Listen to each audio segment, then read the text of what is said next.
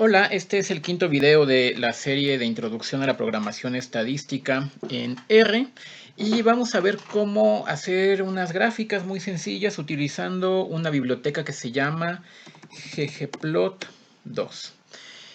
Es una de las bibliotecas que más se utilizan dentro de la gente que usa este lenguaje de programación, a tal grado que en algunos círculos o en algunas comunidades casi se sobreentiende que si yo digo voy a graficar tal cosa en R, lo voy a hacer en ggplot2. Es, para mucha gente, no para todos, pero es casi la forma por default para hacer gráficas y visualizaciones en R. Esta biblioteca, bueno, es muy compleja. Lo primero que voy a hacer es abrir un nuevo script. Realmente se podría dar no solo un curso, sino varios cursos de cómo utilizar esta biblioteca para hacer gráficas. Requiere su práctica, como todo, tiene cierta curva de aprendizaje, porque, bueno, según sus creadores, no es nada más como unas funciones para graficar y ya, sino que está fundamentado en una profunda filosofía de visualización de no sé qué. Entonces, bueno, tiene su chiste, pero se pueden hacer cosas padres, como dicen ustedes los jóvenes, con esta cosa, ¿no? Es parte de el conjunto de bibliotecas Tidyverse.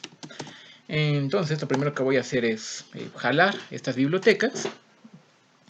Ya exploramos algunas funciones de dos de las bibliotecas de aquí, de Tibble, bueno, la función asTibble y el objeto tipo Tibble, las funciones para manipular tablas de datos de la biblioteca Dplyr, y ahora vamos a ver algo de la biblioteca ggplot2. Solo una nota al margen, las primeras visualizaciones que vamos a hacer en esta serie de videos, ya sé que no tienen mucho chiste, que pueden no ser interesantes. Vamos a seguir ahorita trabajando con nuestra tabla de personas inventadas. Esto es únicamente para mostrar cómo hacer visualizaciones, independientemente de si es interesante o no lo que estamos viendo. Bueno, el argumento de entrada de la función ggplot, esta es la función para hacer una gráfica, es una tabla de datos, ya sea un objeto tipo DataFrame o tipo Tibble. Entonces recuerden que lo que habíamos comentado del operador pipe, poner tabla pipe ggplot es equivalente a poner ggplot y que su argumento es tabla. Es decir, este operador pasa el argumento de arriba a la función escrita abajo. A diferencia de otras formas de hacer gráficas, en esta biblioteca ggplot2 se requiere que los datos que nosotros vamos a graficar estén dentro de una tabla.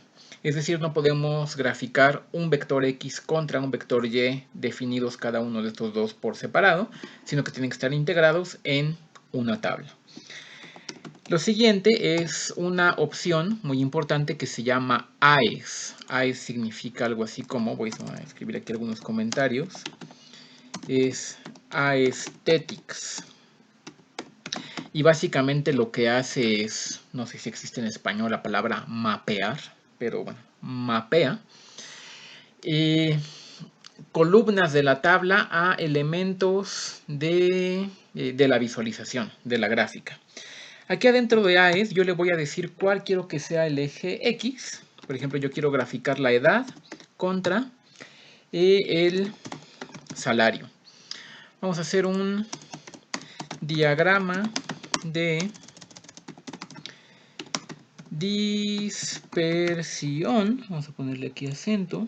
Diagrama de dispersión, edad versus salario. Un diagrama de dispersión es uno en el que vamos a graficar 5 puntos porque hay 5 personas. El eje, bueno, la coordenada X nos da la edad, la coordenada Y nos da el salario.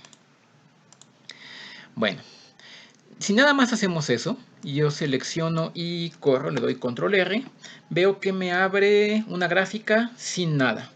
Me pone aquí el eje X, que es edad, me pone el eje Y, que es salario, y pues me queda aquí como un cuadrote gris vacío, sin ninguna gráfica.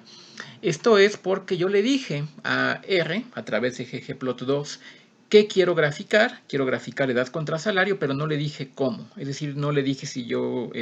no le he dicho si quiero que sean una línea o si que sean puntos, diagramas de dispersión, o que sean una gráfica de estas de barras de una arriba de otra. En fin, tengo que decirle yo de qué modo quiero que lo haga. A esto le llaman, los que se dedican a esto, ir agregando capas a una gráfica o una visualización. Mucho ojo aquí con el uso del signo más. Una vez que nosotros entramos en este ambiente para graficar de ggplot, todas las líneas de comandos que nosotros escribamos, que son las capas, tienen que terminar con un más, no con un pipe y no tampoco con un nada. Un más que le indica, así está escrito esta biblioteca, le indica a R que todavía sigue para abajo, que abajo tiene más cosas todavía por leer y por hacer antes de ponernos en la pantalla la gráfica que queremos. Hay una cosa que se llaman geoms en ggplot, geom point. Los geoms básicamente son los tipos de gráficas que nosotros podemos hacer. Si queremos que sea un histograma, o que sea de puntos, o de líneas, o de barras, o de cualquier otra cosa, esos se llaman geoms. Geom point, así nada más con paréntesis vacíos, le estoy diciendo que quiero que se vea un diagrama de dispersión. Lo podemos poner aquí, geom-point, es para... diagramas de dispersión. Recuerden que aquí podemos escribir comentarios si los antecedemos con un gato. Y ya, si yo corro esto, ya le estoy diciendo. Quiero que de la tabla que se llama tabla, tomes estas dos columnas, edad y salario, y que grafiques en el eje X edad, en el eje Y salario, y que sea un diagrama de dispersión. Y eso hace. Bueno, por supuesto que no es una gráfica que yo llamaría bonita o atractiva visualmente, pero bueno, ya hizo algo, ¿no? Ahí tenemos cada punto es una persona, una de estas 5, y bueno, las coordenadas de cada uno de estos 5 puntos son la coordenada X, la edad. Vemos, por ejemplo, que hay alguien que tiene 30 años y gana 15,000, pues es María. Hay alguien que tiene 45 años y gana 5,000, que es José, y así para cada uno de estos 5 puntos. Bueno, ya vamos de gane porque ya al menos podemos hacer una gráfica. Nosotros podemos, recuerden siempre, cuando estamos dentro de ggplot, terminar las líneas con un signo más, ir añadiendo más capas. Por ejemplo, podemos añadir un geom que se llama geom smooth, que básicamente lo que voy a hacer aquí es ajustar estos 5 puntos a una recta utilizando el método de mínimos cuadrados. Lo estoy diciendo ahorita con un lenguaje que a lo mejor no suena muy fancy, pero bueno, este es un curso todavía de estadística 1. En estadística 2 se va a discutir, van a discutir ustedes con mucho más profundidad qué es el método de regresión lineal. Básicamente yo estoy ajustando un modelo lineal a estos 5 puntos y pues me va a graficar también la recta que mejor se ajusta, aquí junto con un área de confianza, ¿no? Una nota al margen, porque sabemos que este es un curso de estadística, no tiene mucho sentido ajustar con mínimos cuadrados o hacer un modelo de regresión lineal con nada más 5 observaciones. Esto es algo que por supuesto deja mucho que desear. Además no estoy todavía ahorita platicando de las cosas que uno tiene que asumir, las hipótesis del modelo de regresión lineal. Esto es nota al margen importante, solo para mostrar cómo hacer las gráficas, ¿no? Independientemente de si tienen sentido o no. Bueno, podemos seguir nosotros agregando más cosas. Por ejemplo, con la función labs. Labs viene de labels en inglés. Label significa etiquetas. Podemos cambiar el nombre del eje X, del eje Y y añadir títulos y subtítulos a nuestra gráfica. Adentro ponemos X y adentro de comillas, ¿cómo queremos que se llame el eje X? Por ejemplo, vamos a ponerle edad en años. Así por default, vean, le pone los nombres de, bueno, cómo se llama cada una de las columnas. Una columna se llama edad y la otra salario. A lo mejor así está bien, pero solo para mostrar cómo podríamos ponerle otro nombre. Vamos a ponerle, por ejemplo, que el eje Y se llame salario en pesos. Ojo con el uso de comillas. Recuerden siempre eso. Ojo con aquí el símbolo de igual. Y con esto yo le cambio el nombre al eje X y le cambio el nombre al eje Y. Ahora X se llama edad en años y Y se llama salario en pesos. Los argumentos dentro de las funciones en R, recuerden que se separan siempre por comas. Aquí tiene un espacio, pero podemos no ponerlos, nada más para que sea más fácil luego para uno que está leyendo o escribiendo un programa. Da igual si yo pongo aquí un espacio o no. Yo puedo poner aquí una coma y continuar. Aquí abajo sigo dentro de la función labs para ponerle un título a la gráfica, ¿no? Yo quiero que se llame, por ejemplo, diagrama de dispersión. Voy a copiar aquí, copiar y pegar. Edad versus salario. Los títulos de la gráfica o los nombres de los ejes van entre comillas. Mucho ojo con el uso de comillas. Vemos que aquí me añade el título, diagrama de dispersión, edad versus salario. Y también yo puedo ponerle un subtítulo. Subtitle. Vamos a ponerle, qué sé yo, gráfica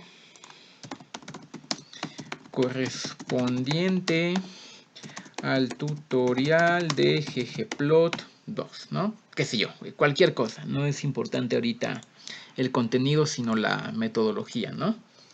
Selecciono, le doy control R y aquí me pone el título de la gráfica, diagrama de dispersión, el subtítulo que yo le puse, los 5 puntos correspondientes al diagrama de dispersión, la recta que mejor ajusta a las 5 observaciones y los nombres del eje X y del eje Y.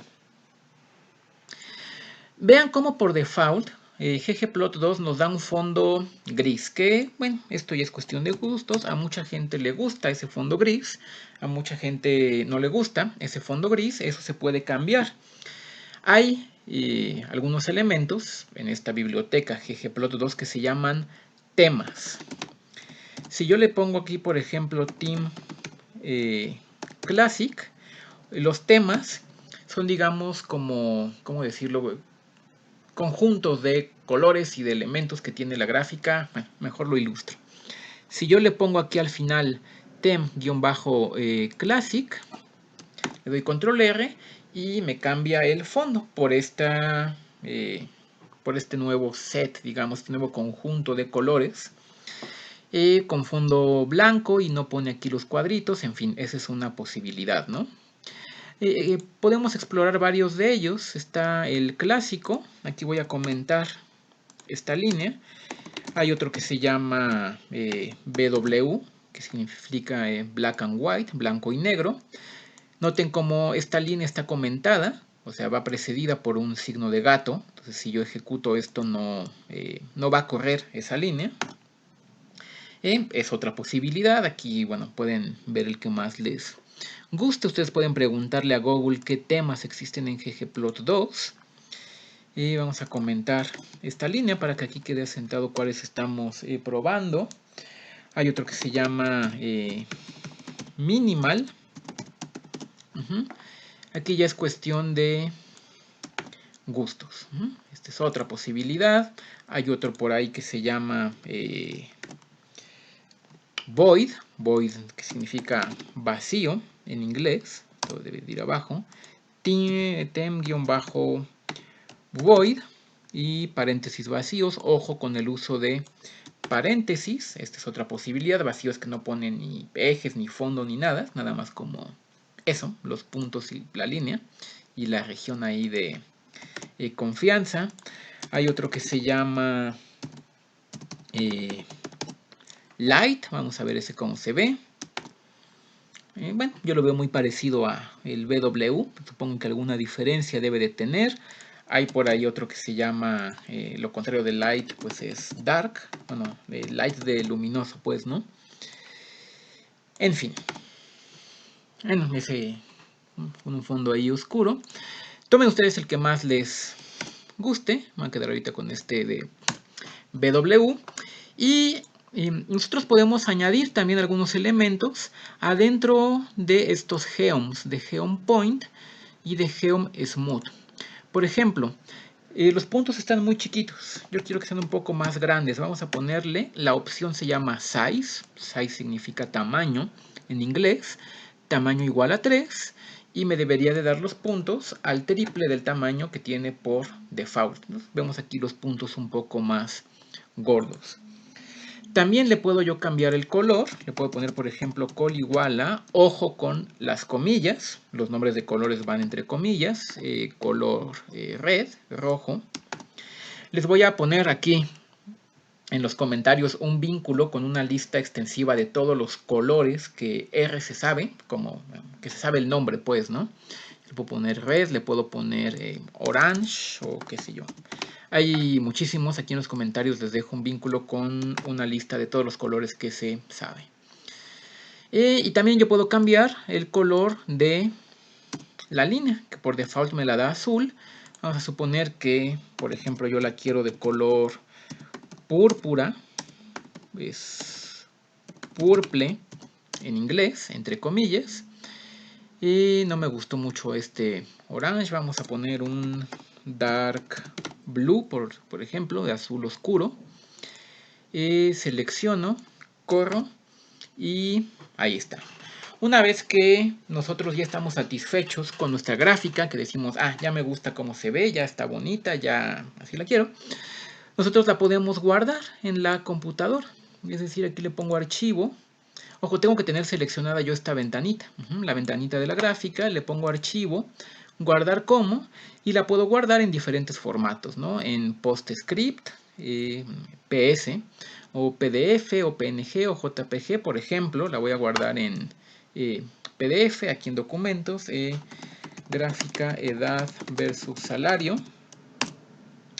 y ya está guardada aquí en la computadora. Y ya la podemos utilizar para agregarla a nuestro reporte o nuestra práctica o nuestro artículo o lo que sea que estemos trabajando.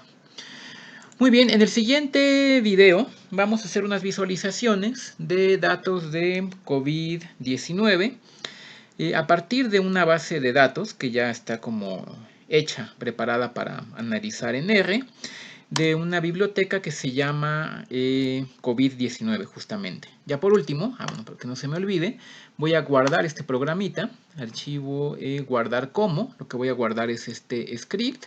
Aquí en documentos le pongo gráfica, edad versus salario, para guardar aquí un documento.r. Vean como si yo cierro aquí el editor y digo, ay, ¿cómo había yo hecho esa gráfica? La quiero volver a hacer.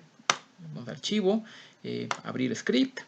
Aquí está, gráfica, edad versus salario, que lo acabo de crear, y me abre justamente esto. Bueno, muchas gracias y nos vemos en el siguiente video.